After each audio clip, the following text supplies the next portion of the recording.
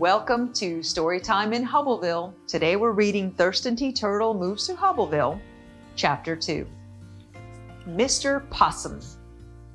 The next morning, as Mr. Frogson was walking toward the bank, he met Mr. Possum. "Good morning, Mr. Possum," said Mr. Frogson cheerfully. Mr. Possum turned toward the well-dressed banker.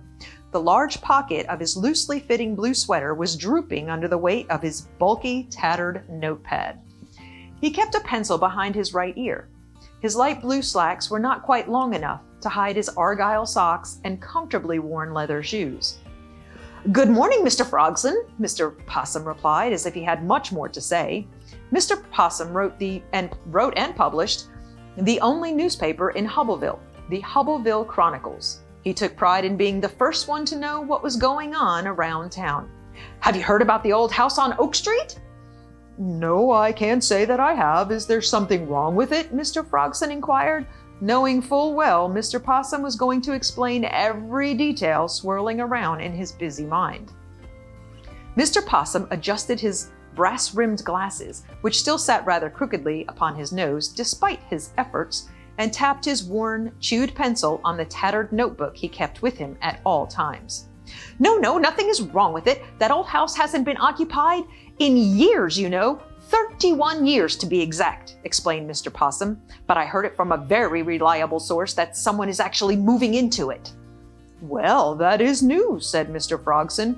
"Is it anyone from Hubbleville? Did somebody buy it?" No. It seems a stranger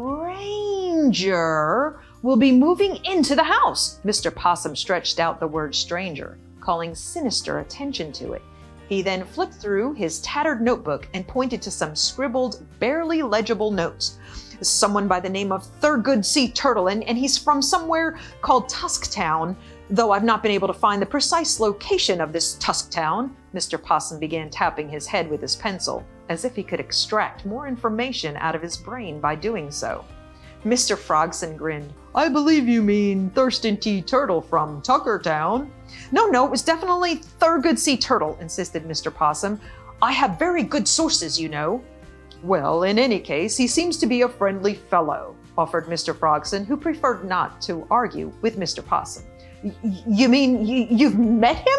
Mr. Possum stuttered, suddenly becoming still as he focused all of his attention on Mr. Frogson.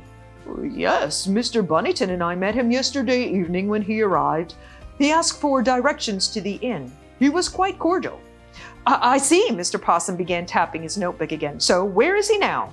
Mr. Possum wanted to meet the stranger who would be moving into the old boarded-up house. He wanted to interview him. He wanted to collect, organize, and announce all the details. He just had to be the first one in Hubbleville to know. This was front-page news.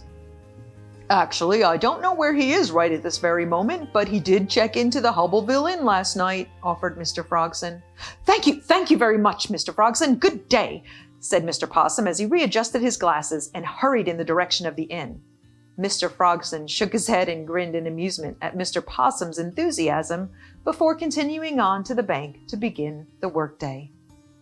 I hope you'll join us again for Chapter 3 of Thurston T. Turtle Moves to Hubbleville.